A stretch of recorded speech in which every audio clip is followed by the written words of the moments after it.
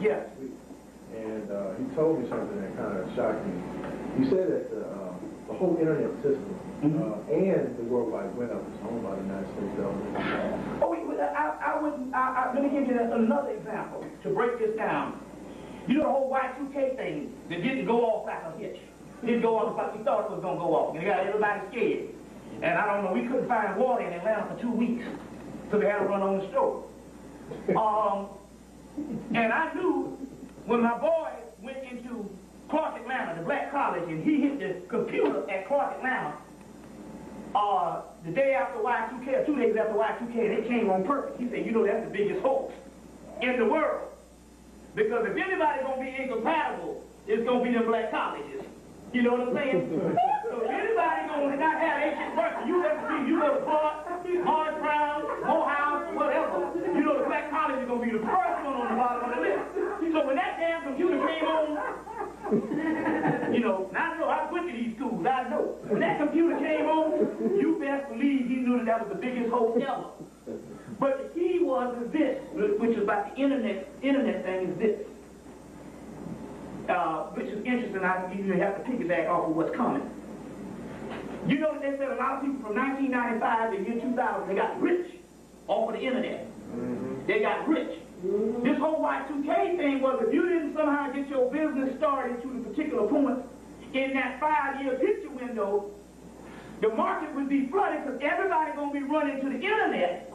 And it's just like the stock market now. You know, the stock market, you got to get in on the ground level. You see what I'm saying? Before it becomes a Microsoft. You see on that particular level. We was the same thing about that. The Y2K thing was, it had something to do with not necessarily these computers shutting down. It had something to do with this World Wide Web as far as you becoming millionaires. By 2000, it would just be a regular service, just like the doggone U.S. mail. Because why? Because now you got so many websites until you can get swallowed under. Right. You know what I'm saying? You go there right now and click on the word black bitches, and you get 3,000 damn sites. I'm serious. I know brothers that did this thing. Type in black bitches, excuse the expression, there's 2,000 sites. African science, African history, 2,000 sites, 1,000,000 sites. So you can get plowed under. What they were talking about here was, they were talking about if you didn't get a certain amount of investment, or a certain amount of, you get your thing off, before 2000, it was going to down there be virtually impossible for you to become multi-millionaires on the internet. Now then the internet becomes just a tool that you can use for your business. But as far as these people that got rich, you see what I'm saying? That whole thing now, because everybody is running to it. You see what I'm saying? Websites popping up every hour. So what happens is you get plowed under. So that's another thing also he's talking about here. But the point here is we have to break this mentality that anything out of the European conventional frame is invalid. You know what I'm saying? Is invalid. We have to break this particular thing and free our doggone mind. Whereas at this particular time, anything, if it, you know what, this thing has gotten so bad because if it's logical, rational, makes common sense, it probably ain't for you. More than likely, if you can think of it in your mind and make sense in a crazy ass world like this, you're going to find out in actuality that's not the way to go. It's to go against the grain. Because what is creation anyway? What is any type of advanced thought? 98% of anybody that does anything outside of the box is called crazy before it becomes the paradigm and the norm. You get where I'm coming from here? Yeah. So right now, if your mind is thinking on a rational, logical level of common sense, 98% of the time, you ain't doggone grazing the grass. And that means that we got to go higher than that to the point where everything that you think sounds crazy, if you just deal with it in a week's time, it will become the norm. And you can look at other people and say, man, they're so conventional that they are dead. You see what I'm saying? Give you another example. So brothers, you know, he's into the black consciousness, but he's so much into the political struggle. You know, he's studying poli-sci and business and getting his master's in business and political science at Atlanta University. And so I'm talking about spiritual things, and he's having a problem with it. Now, it's not that he's disagreeing. See, He's not the kind of person saying, oh, you're crazy. He's just saying, I'm having problems trying to understand this stuff. And I was saying that's because you're locked in a certain mode. Somebody came and gave you a computer chip and told you that everything has to go this way. I said, so what you do is you reverse that. I say for a month, everything that you think is crazy, gravitate towards it. And start looking at it as valid and realistic, even if you say in your mind, you know, I'm trying to deal with this. I said, just deal with it for a month. And I said, after a while, you would deprogram your mind to where this particular stuff would actually make higher forms of sense. And the other stuff would just be the stuff that's normal and conventional. And that's what we got to do at this particular time, because we're not talking about anymore just following groups that talk about making an advanced black person and don't have anything to do with no fucking education. As a matter of fact, we can say, and I can say in actuality, the people who run this world, did you get that code technology of power? Yeah. The people that run this world, the Illuminati, they got several names. They have what is a blueprint of their owner's manual. When you initiate into the society, they give you a manual to go by. And in that particular manual, they tell you that education in America is not allowed. So that means I don't know what the shit you got. Here ain't no goddamn education. That's what the East Indian said. Western education, that might be a good idea. That might be a good idea. So apparently what we have is a form of training or manicure type of training or whatever to manicure food, ignorance polished over ignorance. But what we don't have is education. Otherwise you wouldn't be in here tonight. You see what I'm saying? And that's what we got to understand. How is it that we can be the most educated since we've been here and the most asinine and the most idiotic?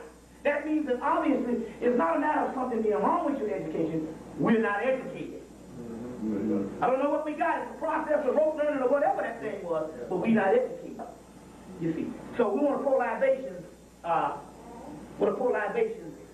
different African deities and get the energy in the room a certain way. And also this will teach you in the future if you so happen to want to get into something other than falling on your knees and praying and still ending up in the damn prison. They got a lot of niggas up in prison right now praying. And obviously you didn't do a damn bit of good. Because when the man wants your behind, you pray all the hell you want. That's begging. That's begging. Oh, that's good. So we need to, now look at, now you might say, I'll tell you something about that white boy. If it don't produce results, he gets rid of it. He don't hang around like you 30 years into something, ass out, old, prison, everything, and you still hanging on to the same belief system. With him, if it don't produce results, he gets rid of it. And the only reason why you see him still into something is you think, oh, it's all divine and they're all good Christians, because Christianity works for them because they rule the world based on it. Remember that thing, you got the land and they got the Bible, now they got the damn land and you got the fucking Bible. So that, obviously that Christianity is paying off for them. And that's a form of world control. And that's what it says in the book, the Cult Technology of Power also. It says all those religions haven't had the same hold. This was in the 70s. Now religion is back strong. Ask C.D. Jakes and them niggas about that shit. It's although religion don't have the hold, this is something that we can always count on to enslave people with. You see what I'm saying? And that's one of the keys. And when we're talking about, now, and see, there's a difference. Religions are nothing but organized forms of political control based on some aspect of moralism that you're supposed to know by the time you're in the 10th grade any damn way. That's what a religion is. We didn't have religion, we had educational systems. That's the difference. Spiritual educational systems, and there was no separation. You see what I'm saying? But what we have now is inspirational ceremonies and moralism. It has nothing to do with spirituality whatsoever. That's it. Nothing to do with spirituality whatsoever. You see, and we can get into that debate. That's a no-brainer. You know. Let's get, but if you have problems with that, that's what the whole thing is. It's not a matter of attacking something. It's a matter of you enhancing and trying to learn on a greater level what's going on. If your religion can't be enhanced, that means that it's got to be very inferior, that you can't take on no outside forces. It's got to be the same thing that the white boy gave you 200 years ago, 300 years ago. Because apparently we didn't give that to the world. Not that aspect of the brand of it. We did give that a part of it, but not that stuff they got in these churches. Remember now, anything that's good for you, he ain't never gave you nothing good. How the hell he gonna give you some good religion? You see what I'm saying? But that's what it is. It's a religion. You see what I'm saying? We'll get into that particular part also too. So let's go to libation. And you know the deal. I go to libation. If you seen the tape, you go, I shake. Laura Amanda. I say, Mr. Negro. I say, Santa Misa Mudry. I say, Ramasala. I say, Sherry Simon. I say, Peter Eman. I say, Spirit of the Dracula. I say, La Luna. I say, Francisco de Ricky Rayo. I say, Fresco Crystal Ray. I say, Maya de Agra. I say, Sylvia. I say, Diana. I say, Sue. I say, Lilith. I say, Amira. I say, Septic. I say, Henry. I say, Awa. I say, Samuel. I say, Bill Kepler. I say, Patal. I say, Apollo. I say, Siva. I say, Alamaki. I say, Kevin. I say, Don. I say, Yase. I say, Fricker. I say, Bethel. I say, Brother. I say, Daniel Arway. I say, Ogumi. I say, Mars. I say, Bella. I say, Omitu. I say, Mojo Kokitu. I say, Mojo Boris. I say, Malku. I say, Kayama. I say, Rudy. I say, Shire. I say, Legba. I say, Legmaya. I say, Osef. I say, Lucifer. I say, Soot. I say, Anu. I say, Nilhosef. I say, Alakum. I say, Wakala. I say, Shekim. I say, Shakma. I say, Ha. I say, Tipper. I say, Helios. I say, Shingo. I say, Vishnu. I say, Rasha. I say, Asa. I say, Rhea. I say, Elijah. I say, Onidu. I say, Kosi God. I say, Kosi Obo. I say, Mercury. I say, Rahel and Kudi. I say, Nuke. I say, Beth. I say, Beth. I say, Ali. I say, Maya. I say, Stephen. I say, Jesus. I say, Susan. I say, Andrew. I say, Aaron. I say, Aaron. I say, Arya. I say, Adrian. I say, Dominic. I say, Nexus. I say, Andrew. I say, Adunawa. I say, one more. Hold on. Adunawa. I say, Nagameta. I say, Torima. I say, Makali. I say, Richard. I say, Phil. I say, Ogukureli. I say, Mojo Boraki. I say, Mojo Eastern. I say, Tutu Olepa. I say, Tito Nishamaki. I say, Makabawaya. I say, Bubo. Kosi Isla. I say, Top. I say, Melody. I say, Edos. I say, Akoros. I say, Bass. I say, Beth. I say, Mahudi. I say, Silleries. I say, Koisi. I say, Dambala. I say, Garbo. I say, Laki. I say, Maleka. I say, Pam. I say, Sutte. I say, Shamuz. I say, Ilisuti. I say, Garu. I say, Adon. I say, Arim. I say, Afril. I say, Bilzebub. I say, Baal. I say, White Buffalo. I say, Dagon. I say, Doman. I say, Thunderdome. I say, Dilgagan. I say, Hectic. I say, Adon Kuntu. I say, Limnan. I say, Mono. I say, Siva. I say, Saki. I say, Sita. I say, Sita. I say, Rada. I say, Krishna. I say, Paka. I say, Sukran. I say, Ba. I say, Ka. I say, Azaro. I say, Apollon. I say, Belzo. I say, Meyuma. I say, Shama. I say, Thunderdome. I say, Yogan. I say, Imija. I say, Kari. I say, Belzekin. I say, Lada. I say, Lamar Wayne. I say, Rarim. I say, Newt. I say, Acid. I say, Tiger. I say, Tyson. I say. All right. You tell I'm used to this thing. And basically, this builds a certain energy field up. It permeates. They feel God, they feel people unlike them, and they feel the woman, and they hate themselves. So therefore, when you went into slavery, you started hating yourself, and when you came on the level of the beast, and with black people, when they first got in the church, they went to the doggone white people church and used to sit up in the balcony and used to sing white people songs. And they hit this wretch like me. And some of the damn hymn books and shit come from white people. And yes, I'm saying, like I said before, okay, I'm cursing, right? Well, listen, ain't no such thing as being sacrilegious about cursing for the simple doggone fact. This English language was not even on the planet when the actual spiritual scriptures came down, so how can a doggone English curse word be an abomination to God? Check? You see what I'm saying? So that they don't have nothing. It's like I said before, we just use those words for emphasis now because we have mastered that particular part of the English language. And it don't sound good now unless we drive it home that way. Okay. All right. So now that's what the curse of Ham is you falling into spookism. And now they're saying this is the information age of spiritual attainment. Now, I'm not talking about like the white man that don't believe in God. He's talking about scientific and a Big Bang theory. No, we ain't talking about that. That's crazy stuff, too. That's the white man trying to justify his existence. We're talking about believing in the same God, but we're talking about believing on a higher order of spirituality, just like the order when Jesus came, he was of that order of Melchizedek. He understood a great deal, just as the people in Hemmitt. So we're talking about on another level than some of the stuff that the white boy talking about. Because the fundamentalists going to bring that to you too. Oh, you believe everything is because see, everything is based on what people hear. Nobody does any studying for themselves. Now, they said in actuality, what has been happening is because you have a certain spiritual body, when you pray, it's not like you're getting blessings from Jesus. They're saying you're getting blessings based on your karma that you got to play out down here and your own thought process, your own thought ability. So some of you people, when you go into fundamentalism, yes, you pray to God. And what happens is you believe so much and you use that spiritual part of yourself until it automatically brings it to you anyway. That's the positive thinking and the whole thing, your thoughts are things. And you saying it's Jesus. You understand? No, that's the Christ energy in you that Jesus was saying, be ye perfect as I am. You see what I'm saying? And he said, as a man and woman thinketh, so is he or she. So when you read the Bible, you got to start reading the Bible like an esoteric book that it is.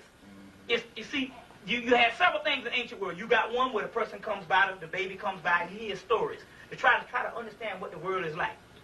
You understand what I'm saying? Then the priest come by, and he understands that those stories is something bigger. You understand? She was living in Philly at the particular time when I met her. I met her on the Million Woman March back in '97. As a matter of fact, back in '97, I met at the Million Woman March. I had a lecture during the same time. So after the march, they came to the lecture. And so and that was in '97. And by '93, 2003, she had moved back to this particular area, and she came to the Carlene lecture in 2003.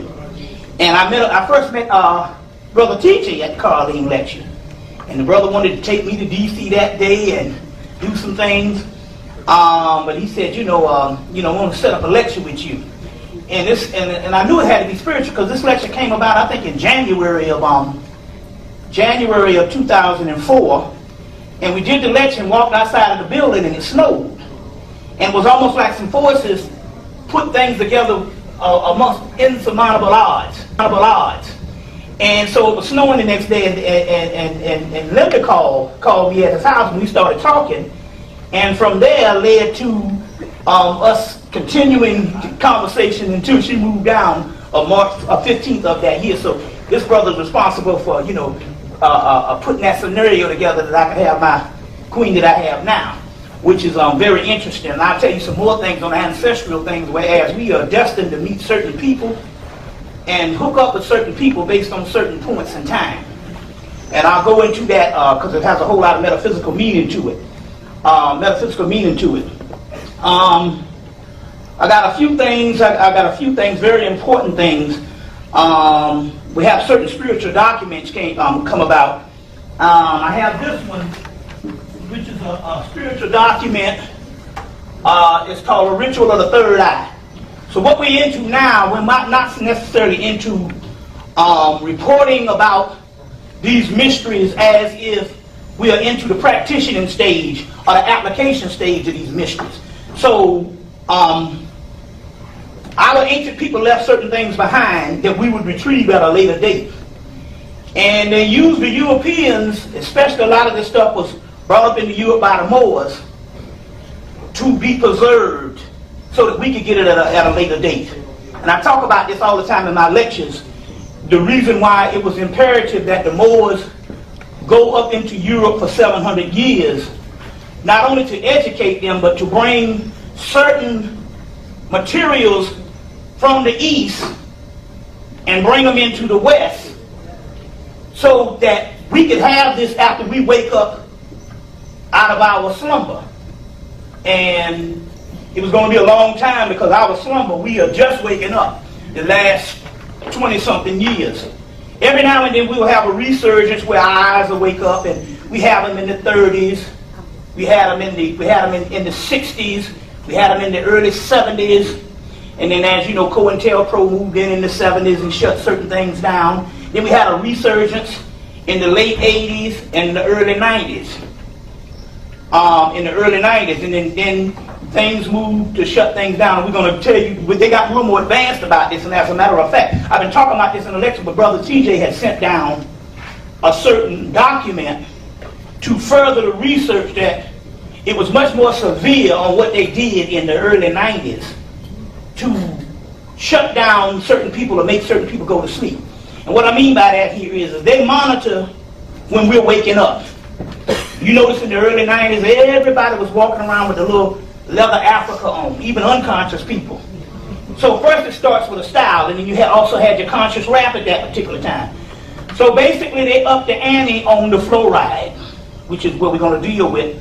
The fluoride, which is the number one devastating thing to the pineal gland, as well as low radio frequency waves, as well as, if you notice your TV set, the only way to really stop it, you got to put a heavy blanket over it. So let's say if you cut your TV set off at night, that's not enough, because that means if it's still plugged into the wall, it's on standby. So you get a breaker and you cut off the breaker, you know, where you put all those plugs in and you mash the breaker. It don't matter if you cut the TV, you can unplug it from the wall, cut it off out of breaker. There's still enough because it has a battery on the inside that's still on. Just like your cell phone. Your cell phone is unplugged from the wall as you travel around, but it's the battery on the inside that keeps the cell phone going. So these TVs have a battery on the inside to keep going even when you unplug them from the wall. So that's why you need to get you some type of black velvet and drape, black or dark blue velvet, and drape over the actual TV. Not only does it emits all types of low radio frequency waves, but it also is a camera on the inside. So everybody is monitored. You see what I'm saying? But we can talk all day on those particular things, but we're also into the application. And here's a document that I'm going to be giving today. It's a 2-page document. I'm selling for $5. I go and I do the research, go in and dig detail and get to certain things. So there's certain things that came out of Moorish Spain, since we're talking about the Moors also, that they will hold on to for years. The Europeans, and this is coming from the Wiccan cult, which you must familiarize yourself with. And I'll tell you why. The whole witchcraft thing, because that's nothing but the priestess of Isis, or Aset. You see what I'm saying? And so white folks are at least maybe 100 years ahead of us in our own sciences. All because you all spooked out and everything that is yours somehow became evil. You know what I'm saying? Somehow became evil. This is a third eye ritual. It's a ritual on how to evoke psychic power and clairvoyance and the whole 9 yards. But this is one that works. So what it is I'll go in and I'll do the research and retrieve certain things. Well, I had to find this in the Wiccan, Wiccan information, which the Wiccan information had 2 aspects of receiving that particular information. The first the first rise of the Wiccans was the ancient Egyptians who traveled up in that land and built Stonehenge, or the Hemmites, and set up the Celtic Druids. Now this was curious to me because I found a book called The Book of Isis and Osiris by the Celtic Druids back in the 1990s. And I'm, you see, what is this? And then it was interesting. So that's the first aspect as far as this Wiccan thing. The second aspect is that they benefited from the secret societies who actually preserved all of those particular magical texts on the Moors that was there for 700 years. You see what I'm saying? So they are into preserving all of the ancient primordial texts. So this is one that filtered down, probably came out of Hemmitt, went into Europe by the Moors, and this is a third eye ritual. That's 2 pages, because the second page is how to raise the Kundalini, 10 ways how to raise the Kundalini energy. We'll be dealing with all that today, but I wanted to put that out there also. Let me see if I got this picture. We had a great master to pass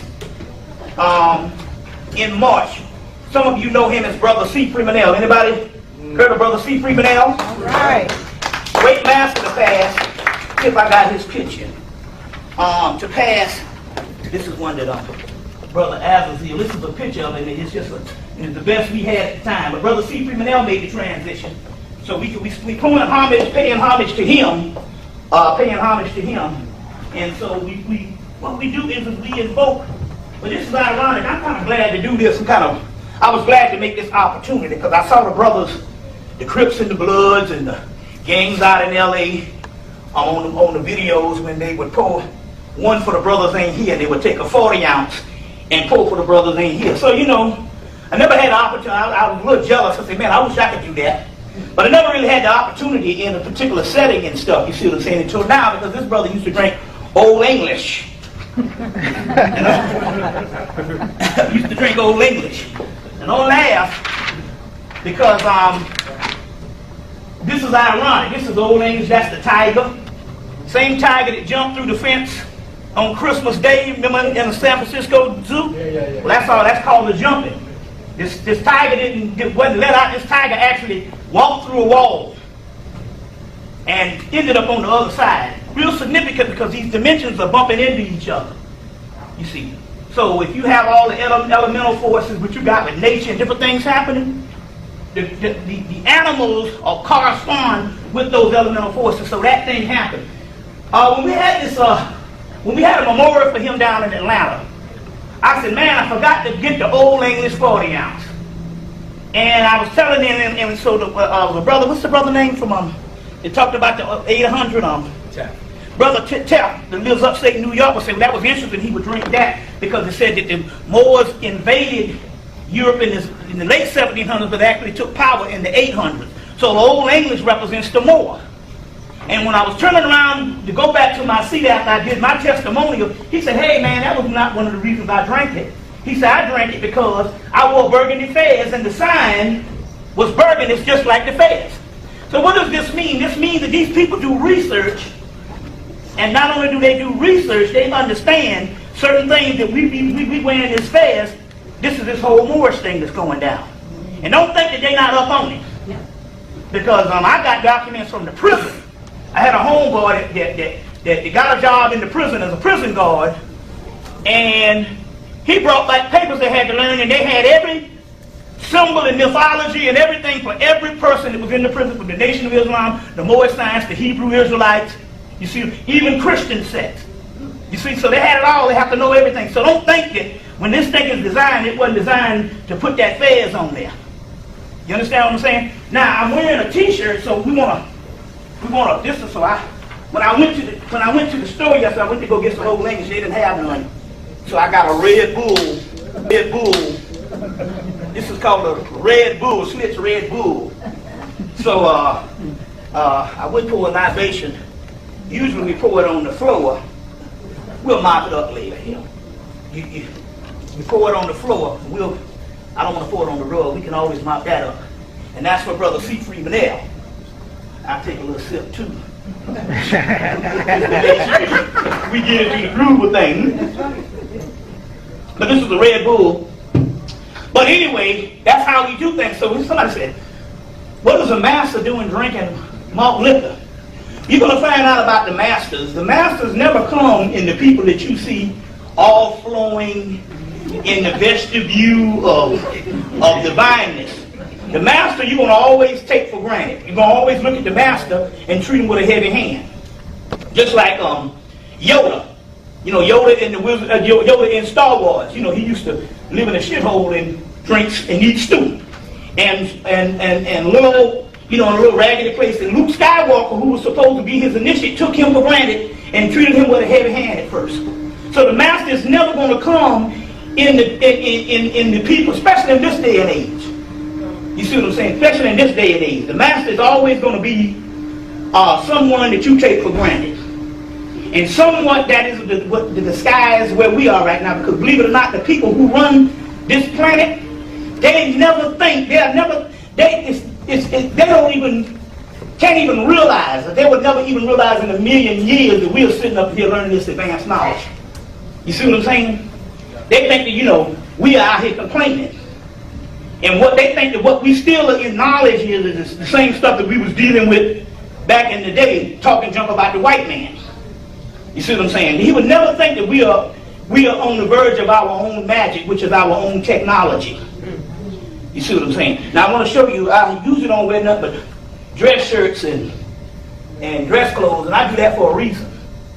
About 22, 23 years ago, Spirit came up and said, now you know you're going to have to wear. People got certain personalities. They said, look, you know, I think I was 24 years old. They said, you're going to have to get up out of them sneakers and all that old stuff that they said, because you're going to look like a mass murderer walking around in sneakers and t-shirts and all the other stuff. So, and and I said, man, that's kind of interesting. And then years later, when I gained a little weight, I realized, hey, it was right.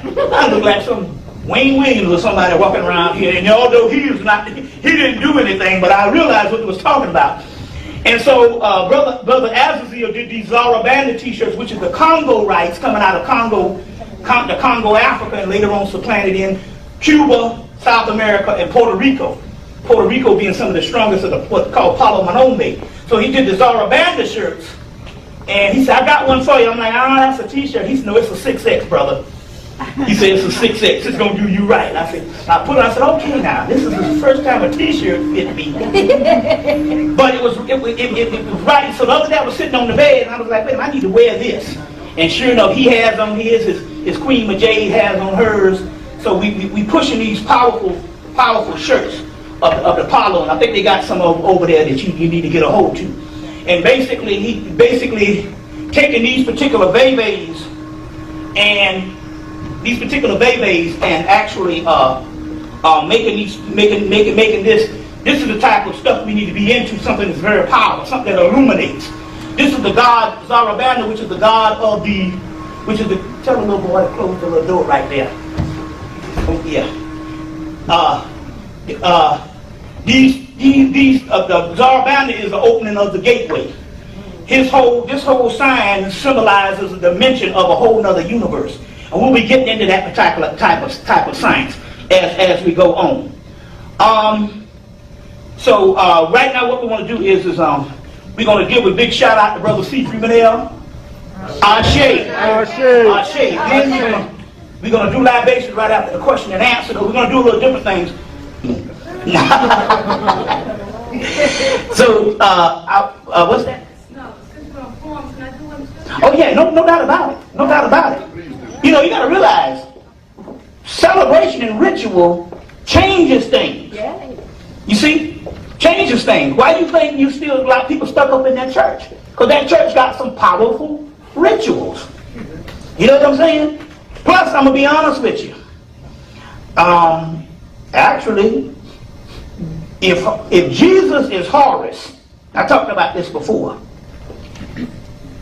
and it doesn't matter what name you call him, if Jesus came from Horus, and the people worshiping Jesus, wouldn't they be worshiping Horus or Heru? It'd be the same thing. See, and you look at the spirit world, you know, they don't get into the political aspect about it. So in so many words, the church is actually right on time. This comes from, that's